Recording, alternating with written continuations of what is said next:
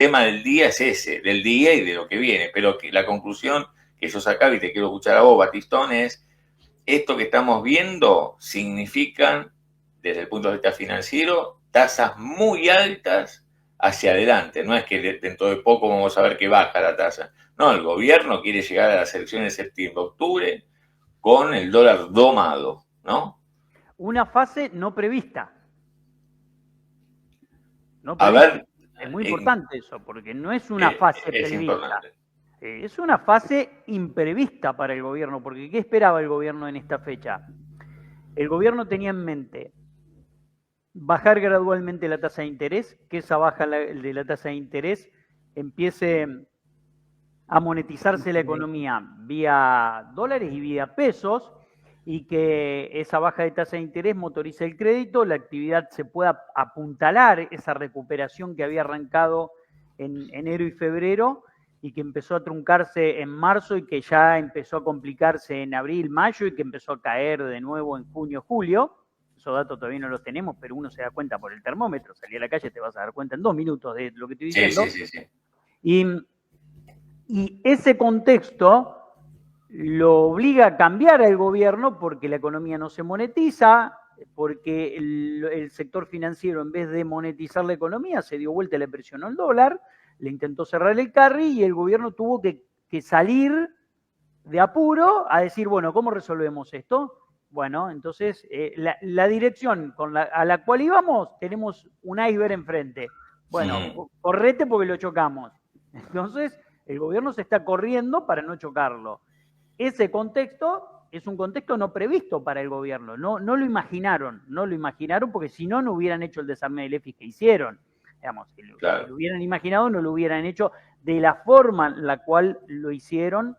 Discusión mediante si fue de imposición de Milei a Caputo o no, no lo sabemos, es la información que circula, o el rumor que circula. Sí, sin lugar a dudas fue el grano de arena más grande para llegar a lo que estamos transitando en los días de hoy, ¿no? Sí. El otro día lo decía Arriazu, que fue bastante crítico, ¿no?, de todas estas últimas medidas. Decía, justo en el momento en el que empieza la presión por el tipo de cambio, donde estacionalmente también tenés mayor demanda, calzan el desarme de las LEFI, que nos hace terminar en este contexto de tasas voladas por los aires, ¿no? Exacto, y ese punto es muy importante, porque si en algún momento se confirma que fue Milei el que le dio la orden a Caputo de hacer esto, eso es grave. ¿Y por qué es grave? Y porque una de las decisiones más importantes que toma el presidente siendo economista, la choca, porque en definitiva la choca, porque la información digamos, el rumor que circula en el mercado es que Caputo no quería bajo ninguna circunstancia desarmar las LEFI, con lo cual yo coincido, que ese desarme era peligroso y que Milei le impuso la decisión. Y si eso fue así, bueno, es grave porque evidentemente no tuvo el tacto ni el timing Milei para avanzar con el desarme de las LEFI, y la decisión quizás más importante que se toma en todo este tiempo sale mal y la toma Milei. Entonces sería muy grave que se confirme esa situación, ¿no? Ahora, nadie quiere ponerse el saco del error. Sí, ¿no? Pero una cosa, pero lo de las LEFI fue, bueno, vamos a desarmar las LEFI porque es lo que corresponde, o desarman las LEFI porque al sistema financiero le faltaba liquidez. O sea, siempre estamos hablando de la iliquidez del sistema financiero que desemboca después del desarme de las LEFI en un salto de las tasas de interés que estamos viendo acá, pero como que se transparenta un escenario que ya venía muy complicado, que el gobierno va a desarmar las LEFI, no, porque no, vayamos porque es lo que corresponde, vayamos porque no hay liquidez en los bancos. Perfecto, no había liquidez en los bancos. Nosotros acá hicimos un análisis del desarme de las LEFI y dijimos, esto va a terminar con un aumento de tasa de interés. ¿Cómo puede ser que en el equipo económico no se den cuenta de eso? Entonces, son profesionales, muchachos, entonces no pueden cometer ese error. Si vos vas a desarmar las LEFIs, Nosotros dijimos que hay que hacerlo gradualmente al desarme de las LEFIs, para ir teniendo el timing de, primero, la fecha en la cual la desarmás, 3 meses de cara a una elección, necesidad de pesos, pero también caída en la oferta de dólares, porque lo haces en un momento donde hay caída en la oferta de dólares. El aviso del cierre de Carry. Claro, ahí está. El aviso del cierre de Carry. 2 semanas después del aviso, el informe. El informe del JP Morgan diciéndote que van a cerrar el Carry. En todo ese contexto, vos tenés que tener en cuenta que no podés hacer un desarme completo de las LEFI. Yo entiendo que querían sanear el Banco Central, una cuestión técnica dogmática, pero eso, hacerlo todo de golpe, tiene un riesgo muy grande. Yo digo, hace un 20% de desarme de LEFI, se anda obligando a ir reduciendo la porción de LEFIs y monetizar la economía con algún tipo de incentivo, no sé, tendrás que reunirte con bancos y crear algún programa de consumo, con algún tipo de tasas, lo charlas con los bancos, pero bueno, como el gobierno no cree en eso, Caputo sí, pero el gobierno no cree en eso, bueno, dijeron, el mercado lo va a resolver, y el mercado lo resolvió como le pareció. Con diferencias, pero también hubo una descoordinación similar al año pasado cuando hacen el desarme de las LELIC, cuando no es el fin de las LELICs, no digo mal. Exactamente. Fue la misma apuntada contra los bancos. Exactamente. Y a veces el efecto que vos buscás, como el famoso efecto Cobra, ¿no? Que se estudia en economía, y ahora lo voy a comentar rapidito, ¿lo conocen el efecto Cobra? No, ¿qué es el efecto Cobra? ¿Qué cobras? No. La decisión tomada genera el efecto contrario a lo pretendido, que es lo que le pasó al gobierno. ¿Cómo fue el efecto Cobra? Lo comento rápido, pues muy linda la anécdota y muy interesante. En India, que era colonia británica a principios del siglo pasado, había muchas cobras. Entonces, para poder avanzar en el desarrollo de determinadas actividades, había por la calle, por todo lado cobra. Entonces, ¿qué le proponían a los indios? Bueno, por cada cobra que me traen, dijo el gobierno británico, les damos X cantidad de guita. ¿Qué pasó? Sí. ¿Qué pasó? Los indios empezaron a armar criaderos de cobras en sus casas y llevaban cobras, no paraban de llevar cobras. Había cada vez más cobras y llevaban, hasta que en un momento el gobierno británico se da cuenta de esta situación y dice, no pagamos más por las cobras.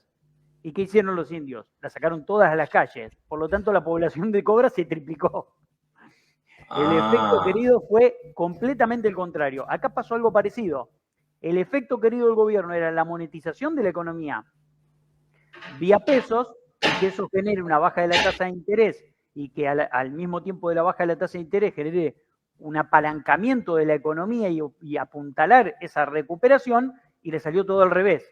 Tuvo que subir la tasa de interés porque le iban a disparar el dólar. Esa suba en la tasa de interés frenó brutalmente la economía y el efecto es completamente el contrario. Digamos, estamos ante un efecto fuera, claramente. Sí, muy interesante. Acá me dice, qué buen ejemplo, te dice HO. Acá vos trajiste unas placas, ¿no, Batistón? Traje unas muy buenas batiplacas. Claro, acá Daniel dice que quisieron bajar la temperatura y encendieron la estufa. Ahí está, muy bien, Daniel. Claro, viste. Claro. Porque el mercado te reacciona como le parece. Si vos no te reunís y creás los incentivos, tenés el diálogo, planificás, el mercado te va a reaccionar como le parece. Claro. Y además que era un cambio impactante, porque digamos, pasaban los bancos de manejar su liquidez de forma diaria a tener que irse a instrumentos del Tesoro con plazos mucho más largos, digamos. Ellos confiaban en que en el mes anterior al preaviso iban a pasarse directamente en la licitación, y eso no fue así. Eso es muy importante lo que acabas de decir. Es muy importante porque después terminaron abriendo la ventanilla, perdóname, ¿no? O sea, después volvimos a ver como todo ese de reversa mami a darles de nuevo algún tipo de instrumento para que puedan tener liquidez. Es que yo te desarmo un instrumento, es muy bueno lo que apuntás, Pau, porque vos decís, desarmaron un instrumento que era muy líquido, como las LEFIs, y los que hicieron llevar un instrumento muy líquido de muy largo plazo. Y eso cambia diametralmente, porque además vos pensás, te compraste los bancos que compraron LECAP en ese momento, hoy esa LECAP le corrigió brutalmente en precio, a la baja. ¿Por qué? Porque ahora tienen más tasa de interés, entonces la mayor tasa de interés se resuelve con menor precio en el mercado secundario de estos títulos. Entonces, es un problema incluso patrimonial para los bancos. Vos decís, bueno, se quedan hasta el final con las letras, entonces la cobran. Sí, está bien, se quedan hasta el final con las letras, pero la cobran. Pero si la necesitan vender por una cuestión de liquidez, la venden a pérdida. Entonces, claro, es desordenado, pero yo traje unos gráficos para explicar y que la gente entienda un poco cómo nace todo esto. Porque es muy importante entender no solo cómo nace, sino cómo está atravesando el tercer gobierno consecutivo. O sea, la clave de lo que viene, Batista. Esperá que la saludamos antes a Paulinia. Pauli, ¿la seguimos mañana? Mañana. Besitos. Chao, Paulinia. Felicidades. Gracias. Ahí estaba Paulinia, la niña. A ver, acá vamos a los bati... ¿Cómo ustedes decían? La batiplaca, qué grande. Acá, después, acá alguien te pregunta una apreciación, que si la querés agarrar, la agarrás, pero como la dejo varias veces, la verdad que me gusta, digamos, darle... Cuando tienen preguntas, pero dejémosla, ahora vayamos a tu batiplaca y después, antes que se me pase, Angel of Death, que siempre está acá con nosotros, y la pregunta, Batista, es ¿por qué los economistas tienen bien claro qué hacer y qué no cuando están afuera? Y cuando están adentro hacen pura cagada. Igual que los técnicos. Los técnicos, viste, los técnicos de fútbol, cuando están afuera ven todo, pero después cuando están adentro del partido se juega y se mueven los jugadores dentro de la cancha. Sí. Y hay que tomar decisiones. Bueno, es así. La verdad es que yo acá creo más en... A mí me parece muy raro que el equipo de Caputo haya desarmado las LEFIs tan mal. Por lo tanto, yo creo en la teoría de que Milei se los impuso. Y a veces, a ver, chicos, y le respondo a la persona que me preguntó, muchas veces, lamentablemente, los políticos ponen la economía al servicio de la campaña electoral. Y eso, en el Ministerio de Economía, vos podés tener una idea y una decisión que querés que tenés que tomar, y viene el presidente y te dice, no, hay que tomar esta decisión. Y es el que manda. Vamos al ejemplo de Guzmán. A Guzmán también le pasaba lo mismo. De hecho, Guzmán se termina yendo un sábado de la tarde. Pegó un portazo porque había mucha discusión, le querían manejar, todo el tiempo le discutían todas las decisiones que tomaba. Entonces, digamos, una cosa es lo que técnicamente vos crees que hay que hacer y otra cosa es lo que políticamente te dicen que tenés que hacer. Entonces, esa discrepancia todo el tiempo se ve en la realidad y en las decisiones, chicos. Claro. Ahora sí. A ver, vamos a las batiplacas. Y cierro con esto. Y acá, los economistas siempre hablamos técnicamente, pero después, adentro, te imponen las decisiones que quieren. Así que eso es muy importante también entenderlo. Claro, acá Leonardo Centenario dice, lo mismo pasa al operador bursátil, hay que sentarse y tomar decisiones. Un amigo que después fue funcionario y después dejó de serlo, me decía, mira, la verdad que como te sentás en el despacho, te sentás abajo de tu silla, tenés una bomba, ¿viste? Entonces no es que decís, bueno, sí, decido tal cosa. Cuando estás afuera y la ves de afuera, el economista analiza y dice. Cuando estás adentro, además de que hay decisiones políticas que te superan, acá el otro día Matías Bernengo, que fue funcionario del Banco Central, te decía, y bueno, yo proponía tasa de interés alta, lo menciono a él porque fue el último que lo dijo, pero todos dicen más o menos lo mismo, pero después hay una cuestión política que al técnico le pueden dar bola o no. Esa es una. Y después, cuando el técnico tiene poder de decisión en una administración y tiene la bomba abajo de la silla. Exacto. El sillón, ¿no? Voy a poner un ejemplo con lo que dijo el operador bursátil. A un cliente le recomiendo comprar YPF en el 2021. YPF cotizaba $3 en Nueva York, chicos. 3.50 en Nueva York. Acá cotizaba 800 pesos. Pasaron 2 meses, el cliente me llama desesperado, cerrar la posición porque estábamos en 650 pesos. Digo, mirá, YPF vale mucho más que $3. Pero no, el cliente que dice, vamos a cerrar la posición, cerramos en pérdida. La idea era comprar a 5 años YPF. Pero me cambió la bocha y el cliente es el que manda, chicos. Listo, terminó. Claro, claro. Salimos de ahí, compramos otra cosa que me sugirió el cliente, listo. ¿Cuánto vale hoy YPF? $35. ¿Cuánto perdió de ganar? Un montón. Claro, claro. Y se asustó, y sí. Se asustó, ¿no? Digamos, se asustó. Entonces, viste, pero cuando te dan la orden, te dan la orden. Claro, claro. Imagínate en la cuestión política, ¿no? Donde se juega toda una administración y donde hay todo un encadenamiento de poder. Vamos a las batiplacas. Ahí estamos. ¿Cómo arranca esta historia? Porque para entender por qué la Argentina tiene inestabilidad en tasa de interés e inestabilidad en el dólar muy fuerte, hay que ir para atrás y entender cómo se creó este Frankenstein o este Velociraptor que hoy se encuentra con su creador. Hoy se encuentra, están cara a cara Frankenstein con su creador. ¿Por qué digo esto? Porque hay que retrotraerse a la destrucción de las LEVAX, la famosa destrucción de las LEVAX. Tenías que ir a la placa anterior. A ver. No, está bien, no, está bien, esa es la primera. No, está bien. Sí, esta es la primera. Esta es la primera. Hay que ir a la destrucción de las LEVAX. ¿Qué eran las LEVAX hasta el 2016, inicio del 2016, que Macri empieza a colocar deuda en el exterior?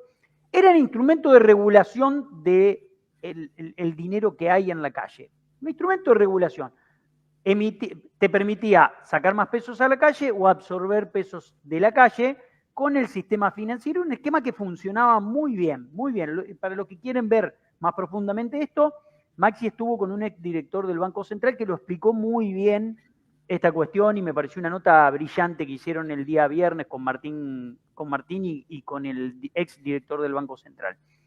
Ahora, ¿qué es lo que ocurre en ese momento? Cuando Macri asume, empieza a emitir deuda en el exterior, recupera la chequera argentina. Hasta ese momento teníamos el reclamo con los fondos buitres, entonces Argentina no podía colocar deuda en el exterior. Macri decide pagarle a los fondos buitres, emite una primer tanda de bonos, que eran alrededor de 15.000 millones de dólares, y después empieza a emitir deuda en el exterior. El Tesoro recibía los dólares de esas emisiones. ¿Y a quién se los vendía? Al Banco Central. ¿Y el Banco Central qué hacía? Le daba pesos al Tesoro. ¿Y esos pesos dónde iban? A la calle. A la calle. Entonces, ¿qué era lo que ocurría? Inundaba de pesos la calle por una emisión que no tenía que ver con la dinámica económica de exportaciones e importaciones. Tenía que ver, más que con la dinámica de los exportadores que te venían a vender los dólares, con un endeudamiento brutal por parte del Tesoro, pero tremendo, que te obligaba a emitir una enorme cantidad de pesos. Esos pesos salían a la calle y había que traerlos de vuelta, absorberlos. Entonces, ¿qué dijeron? Vamos a usar las LEVAX. Y ahí la destruyen, ¿no? Vamos a la segunda placa. ¿Qué hace el Banco Central cuando empieza a ver con Sturzenegger y Caputo? ¿Por qué digo Sturzenegger y Caputo? Porque Caputo era el secretario de Finanzas, el que emitía, y Sturzenegger el que estaba en el Banco Central, y el que absorbía. Vamos, son los dos padres de la criatura. ¿Qué es esto? La aspiradora de LEVAX. Dijeron, che, ¿qué hacemos con todos los pesos que estamos tirando dentro del mercado? Y meté la aspiradora. Sacalos de la calle, ¿con qué? Con LEVAX. ¿Y qué le damos? Tasa de interés real positiva por arriba de la devaluación. Entonces, ¿qué era lo que ocurría? Esa absorción de pesos volvía al Banco Central y salía de la calle y se mantenía el nivel de pesos en la calle, un poco más, un poco menos, etcétera, ¿no? Eso fue el famoso déficit cuasi fiscal. ¿Qué fue pasando con el tiempo? Eso empezó a crecer, y se acuerdan que hablábamos de las bolas de LEVAX. Las bolas de LEVAX, que había una bola de deuda, etcétera, etcétera. En algún momento se cierran los carry trade. Entonces te cerraron el carry trade de LEVAX en el año 2018, en el año 2019, y te lo fueron cerrando contra dólar financiero en el año 21, 22, etcétera. Eso atravesó el gobierno de Macri, el gobierno de Alberto, y sigue en el gobierno de Milei, porque Milei dice, vamos a señalar el Banco Central. ¿Qué hacemos? Todo esto que está acá, que después la LEVAC pasaron a ser LEFIS, LELIC. No, bien, LELIC primero. LELIC y después LEFIS. Pero toda esa montaña de pesos que estaba abajo de la alfombra, en algún momento se licuó un poco, en otro momento volvió a crecer, pero siempre está ahí dando vuelta en la habitación. Está siempre dando vuelta en la habitación. La mugre está siempre abajo de la alfombra. Entonces, ¿cuál es el problema que tenemos? Que el gobierno agarró, sacó las LELICs, o LEFIS, ya no me acuerdo cuáles eran las que sacó, pero es siempre lo mismo, LECAP, LEFIS, LELICs, las sacó del Banco Central y se las dio al Tesoro. Le dijo, vos hiciste este quilombo, te lo voy a dar a vos. Se lo dio al Tesoro. ¿Y qué era lo que buscaba Caputo con este desarme del EFIS? Estirar el vencimiento. Entonces se hicieron algunos acuerdos, etcétera, pero buscaba estirar el vencimiento, ¿para qué? Para que no le genere inestabilidad en la tasa de interés y en el tipo de cambio, porque ¿qué es lo que pasa? Cuando te quieren cerrar el carry trade, esta montañita de pesos, fíjate, pasemos a la tercera placa, ahí está. Cuando te quieren cerrar el carry trade, ¿a dónde te van a ir a presionar? Al dólar, porque todos los carry trades se cierran con dólar. Es indiscutible eso, si no, no tiene sentido. Se cierran contra el dólar. Entonces, todo esto trajo inestabilidad. Estamos hablando del 2016 hasta el 2025, ya pasaron casi 10 años. Todo este trasfondo de pesos que está dando vuelta adentro del sistema te impulsa a o comerte una hiper, como decía Milei, o que te vuele el tipo de cambio, o las dos cosas. Entonces, ¿qué es lo que pasa? Todo el tiempo está pendiente el cierre del carry trade, y cuando te quieren cerrar el carry trade, ¿qué haces? Dame más dólar, dame más tasa, perdón, dame más tasa. ¿Por qué el dólar se fue de 1080 o 1100 a 1300? Porque hubo cierre de carry trade, chicos. Y ese cierre de carry trade se hizo contra dólar. ¿Y por qué ahora baja el dólar? Porque otra vez hay venta de dólar para volver a posicionarse en tasa y generar ganancias. Este problema genera inestabilidad en el tipo de cambio e inestabilidad en la tasa de interés. Todo el tiempo. Algunos momentos tenés más calma, en algunos momentos tenés más turbulencia. En otros tenés más calma, en otros que tenés más turbulencia. Entonces, ¿por qué ahora el gobierno, que venía con una idea de bajar la tasa de interés y de que el dinero monetice la economía, se encontró con que el dinero que estaba haciendo tasas se fue a cerrar el carry trade? Eso no lo ignora un profesional como Caputo, como Bausili y como todo el equipo económico. Por eso digo que me llama la atención lo que hicieron, porque este cierre de carry trade era algo que los que estamos en el mercado imaginamos que iba a ocurrir. Ahora, no hay la volatilidad del dólar, me dicen, pero se fue de 1300, de 1100 a 1300. El año pasado estuvo 1300. El año pasado estuvo el paralelo 1300. Acá fue un cierre del oficial de 1100 a 1300 y eso generó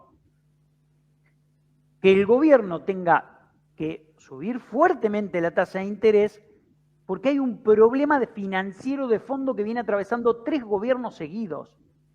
Y si esto no se resuelve, en algún momento, todos los gobiernos que vengan van a seguir rehenes de este esquema de inestabilidad porque hay una montaña de pesos que puede ir a presionar al tipo de cambio. Y el gobierno dice, no hay pesos para correr el tipo de cambio. Muchachos, ¿por qué nos engañamos? Hay pesos para correr el tipo de cambio y ya nos demostraron que hay pesos para correr el tipo de cambio. ¿Por qué hoy se hace una licitación de urgencia? Porque salieron 6 billones de pesos de la licitación que no entró el día jueves y que te pueden ir a presionar el tipo de cambio. Y el gobierno que dice, subo encajes, te encajo un bono y lo tenés que aceptar. ¿Por qué hace eso? Porque sabe que le pueden generar una inestabilidad brutal en el dólar. Pese a que subió brutalmente la tasa de interés, le pueden generar una inestabilidad fuerte en el dólar. Entonces, el resto de los que nos están mirando no tienen por qué saber todo esto, pero por eso nosotros venimos hablando hace mucho tiempo de esto. Y para entender todo esto hay que conocer mucho de lo financiero y espero que por lo menos haya quedado un poco más claro de lo que se habla, porque viste, cuando te hablan de la LELIC, es importante entender cómo viene el hilo para saber cuál es el factor de inestabilidad en el tipo de cambio y en la tasa de interés en la Argentina, y todo el tiempo te obliga a subir la tasa. Cada vez que la bajás, después tenés un subidón porque te cierran el carry. Vos nunca sabés cuándo te van a cerrar el carry. Pero le pasó a Alberto, le pasó a Macri, le está pasando a Milei. Pero el hecho de que ahora haya menos inversores extranjeros, justamente, porque las LEVAC en ese momento, no solamente el argentino, el ahorrista promedio tenía LEVAC, sino sobre todo los inversores de afuera. Acá, bueno, JP Morgan dio eso de tomarse un respiro, pero no, a diferencia del 16, 17, no tenés una gran cantidad de inversores extranjeros haciendo carry. ¿Eso te cambia el escenario o no? Sí, te lo cambia y mucho. Claro que te lo cambia y mucho. Por eso Macri, perdón, no nos olvidemos de esto. Cuando Macri pierde la elección, al otro día deja comprar $200 por persona y reperfilan toda la deuda para evitar un cierre violento del carry. Por suerte, todos los inversores internacionales no entraron y yo acá dije, cuando abrieron la puerta a los inversores internacionales, cuidado. Sí. Cuidado. Me decían, todos los países tienen apertura de inversores internacionales, esto es zurdo, esto, aquello. No, chicos, conozco todo el contexto, lo tengo estudiado el contexto, entonces yo sé que si entran los inversores internacionales, cuando deciden irse, te vuelan el tipo de cambio, y es gente con la que no vas a negociar, como por ejemplo con los bancos. ¿Qué hiciste con los bancos hoy? ¿Qué haces con los bancos? Esto no lo podés hacer con los inversores internacionales, decirle, che, claro, no te puedo, te encajo un bono. ¿Cómo? Te encajo un bono, chau, no vengo más. A los bancos, ¿qué haces? Te encajo un bono. La ventaja de que el carry sea con los inversores locales es que podés encajarle un bono a los bancos para que toda inyección de liquidez no impacte fuerte en la actividad económica. Muchos van a decir, los bancos no pueden comprar dólares. No, pero si esos pesos están adentro de las cuentas de los bancos y los bancos lo prestan, se te dispara el M3, se te dispara el crédito, por eso nosotros hablábamos del M3, 140.000 millones de pesos. Entonces decís, 140 billones. Entonces decís, se te puede disparar el M3 y eso te puede disparar el tipo de cambio también, por presión en el tipo de cambio. Entonces, o por presión inflacionaria, te puede disparar también los precios. Entonces, el gobierno no tiene controlado.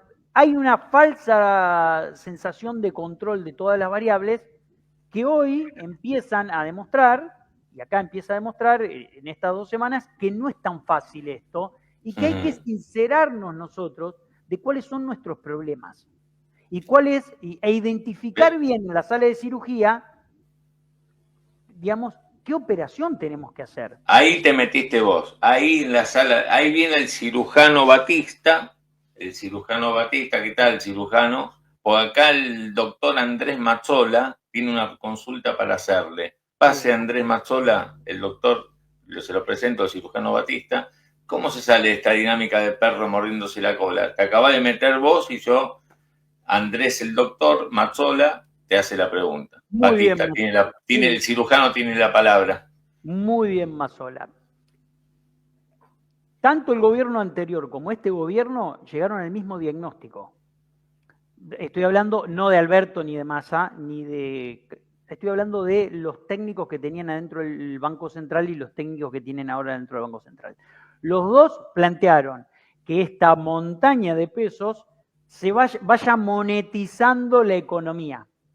Vaya monetizando la economía de a poco, gradualmente. De hecho, en un paper que hizo el equipo del Banco Central actual, planteaba un desarme lento, de acá hasta el 2027, para que y nosotros lo trajimos acá en un gráfico, para que ese dinero vaya monetizando la economía sanamente mediante el crédito. Baja la tasa de interés, mediante el crédito, etcétera, etcétera, etcétera. Pero para que todo eso ocurra, tenés que ir planificando y trabajando y el mercado tiene que confiar en el plan. y tiene que confiar de que esto se va a sostener, de que, digamos, de que no va a haber un cambio abrupto. Mi pregunta es, como desarmaron las LEFI todas juntas, el mercado se preocupó, dijo acá puede haber un cierre fuerte del carry trade, nadie quiere perder plata en el carry trade porque esto es como el juego de la silla, ¿viste? Vos sabés que quedan pocas sillas. Claro, sí. ¿Qué son las pocas sillas? Los dólares, chicos. Claro, bueno, por eso. Los dólares. A ver, pero espera. Y los pesos son todos los que están dando vuelta alrededor del juego de la silla. Acá Agu dice generando dólares, ¿no? Muy bien. Generando dólares para subir la cantidad de dólares comprando dólares del Banco Central. Espera un cachito, espera. Porque ahora vos lo que tenés, nosotros decimos, hoy arranca una nueva fase del plan Caputo, por ponerle un título. Es más de lo mismo, pero más severo. Le ponen más encajes a los bancos, lanzan la licitación, le dicen, la nueva licitación fuera de la agenda, le dicen a los bancos, ojo, que si me incumplís un día, entonces todos los días te voy a tomar el termómetro de que me estés cumpliendo con el encaje. Si me llegás a incumplir un día, yo te castigo como si me hubieses incumplido todo un mes y te triplico la multa. La triplican desde hoy. Entonces el banco va a previsionar más. Nadie va a querer pagar una super multa por no cumplir con el encaje. O sea, el encaje va a ser peor del que el gobierno o el Banco Central anunció. La pregunta es, si vos tenés esta nueva fase más dura, más restrictiva, tasa de interés muy alta, la pregunta que te hacía Mazzola era, ¿cómo salimos de esta? Entonces vos me decís conceptualmente, y esta, y con más dólares, está bien. Yo te entiendo a dónde va, como dice Agu, generando dólares. Pero en la práctica, pues vos necesitas de acá unos meses, porque si no, estamos hablando de tasas inviables, economía real castigada, cada vez más lastimada. ¿Cómo haces? Porque si no se te va a empezar a disparar las suspensiones, los despidos. Bien. ¿Cómo haces para llevarla en los hechos? Sí. Primero, te metiste ya en un quilombo importantísimo. ¿Por qué? Porque hiciste mal un montón de cosas en este primer semestre. Una de las cosas que hiciste muy mal fue no comprar dólares para sumar dólares en el Banco Central y que vos puedas demostrar fortaleza para bancarte el techo de la banda. Porque si vos miras todas las tasas, daría la sensación de que todo el mercado financiero no cree que después de las elecciones se sostenga el esquema de bandas. Eso es una realidad. Sí. Una realidad que se lee cuando uno mira las tasas de interés como están por arriba de la banda de flotación, el dólar implícito en esa tasa de interés, ¿no? El dólar implícito. Entonces, no compraste dólares en todo el periodo. Desarmaste las LEFIs y te salió mal.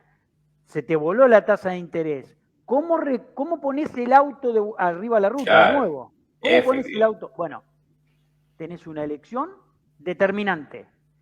Y tenés que tener mucho cuidado con algo, que las expectativas sobre que el gobierno tiene el control del plan, o sea, todo marcha de acuerdo al plan, las expectativas del mercado, de todos los agentes económicos, de que el gobierno tiene dominada la situación y controlada la situación, se vuelvan a alinear con el plan. ¿Ok? Es necesario que vuelvas a alinear las expectativas, porque hoy se te recontra desalinearon. Se te voló el dólar futuro, se te volaron los tipos de cambios, el dólar implícito en las letras. Entonces, si vos volvés a alinear las expectativas, y para eso tenés que volver a recuperar la confianza, probablemente hasta después de las elecciones eso no ocurra. No probablemente, muy probablemente hasta después de las elecciones eso no ocurra. Lo que no te quiero decir que ganando las elecciones eso va a ocurrir. Claro. No quiero decir que ganando las elecciones eso va a ocurrir, pero me parece que el gobierno está en una encerrona muy importante porque además a todo el sector financiero y le da un castigo muy importante. Entonces... no, y a la economía real, Batista. Vaya, no te tengo que explicar nada. No te tengo que explicar nada. A la economía real la está destruyendo esto. La está destruyendo. Entonces vos tenés 3 meses, pensemos en esto, los próximos 3 meses de una restricción de pesos en la economía brutal, de una restricción del crédito en la economía brutal que va a hacer que la actividad económica caiga, hasta incluso en proceso deflacionario, como estamos viendo lo que hace Maxi Consumo, decir, che, voy a deflacionar precios porque no le vendo nada a nadie, y el gobierno va a llegar a la elección con un deterioro probablemente de la imagen por esa situación. Entonces, si gana la elección y puede realinear las expectativas, puede rearmar el plan. Si no puede alinear las expectativas, cuidado, porque si no alineaste las expectativas y las expectativas se te dieron vuelta, cuidado. ¿Viste? Obviamente, la principal, cuando vos hablas de las expectativas, de regenerar las expectativas, digo, en principio por el lado del mercado, después lo otro, si la economía obviamente se reencamina, bajan las tasas, se va alineando las expectativas de la gente en general, de los formadores de precios, los comerciantes. Pero la primer cuestión tiene que ver con la política, en eso de las expectativas que se vuelvan a realinear con el gobierno, ganando las dos elecciones más importantes que se vienen, provincia de Buenos Aires y la nacional. Exacto. En términos, te pregunto, del lado del mercado, ¿qué es lo que se cree, qué es lo que se piensa? Que desde el punto de vista económico, financiero es, y bueno, empezar a comprar dólares, empezar a rearmar las reservas por fuera de lo político. Porque lo político no lo tenemos, nosotros sabemos que si el gobierno pierde las elecciones, no sé, en la provincia de Buenos Aires, digamos, por cuánto, qué sé yo. Digo, el mercado está esperando que el gobierno revalide su poder en medio término. Pero desde el punto de vista económico-financiero es que vuelvan a comprar dólares, ¿esa es la clave? Sí, pero después de las elecciones, antes no va a ocurrir. El gobierno ya dijo, Caputo ya dijo... Claro, ya dijo que no. Que no, por lo tanto el mercado quiere, yo creo que el mercado espera muchos cambios después de la elección. Y esos cambios pueden ser juzgados positivos. A ver, ¿qué cambios espera el mercado para después de octubre? Cuando hablamos de la elección, hablamos después de octubre, no la de... Si al gobierno le va bien en las elecciones, el gobierno probablemente ya empiece a mandar todas las reformas al Congreso de la Nación, porque el 10 de diciembre ya cambia la composición del Congreso y ahí puede llevar adelante lo que pretende desde el punto de vista, legislativo. También el mercado espera, yo vi varios mensajes en varios medios de comunicación tirándole al gobierno, che, está todo bien, pero no existe un gobierno que no acuerde. Vas a tener que acordar, vas a tener que ceder, vas a tener que negociar. ¿Por qué? Porque no alcanza, por más que el gobierno le vaya muy bien en la elección, no le alcanzan la cantidad de legisladores, porque cambia legisladores porque en realidad la composición de la fortaleza que tiene hoy el gobierno en diputados y senadores, o los que le permiten sostener los vetos, son de color violeta y amarillos. Digamos, el PRO en su inmensa mayoría y Libertad Avanza. Lo que muy probablemente pase es que haya más violetas y menos amarillos a partir del 10 de diciembre. Por lo tanto, el gobierno necesita sumar más consensos. Y para sumar más consensos tendrá que articular algún marco de negociación con, por ejemplo, la Liga de Gobernadores, que va con boleta propia y va con candidatos propios. Me parece que eso sería un buen punto para realinear expectativas, porque recordemos que para realinear expectativas tiene que arrancar desde lo político. Claro, por eso. Lo primero son las elecciones septiembre provincia de Buenos Aires, las nacionales fin de octubre y después, bueno, ver cómo vos decías, sube el auto de nuevo a la ruta. Acá Sebaplot te hace una pregunta interesante respecto de impacto, por ejemplo, en los precios de estas tasas, de lo que es el financiamiento del costo para las empresas. Estamos hablando de las empresas, 80% para un crédito de cortísimo plazo, para el descubierto, para el día a día, 80% es un golpe fenomenal, ¿no? A la economía real estas tasas de interés la liquidan, el gobierno lo sabe, saben que están cambiando lastimar a la economía real con tal de que el dólar no se escape.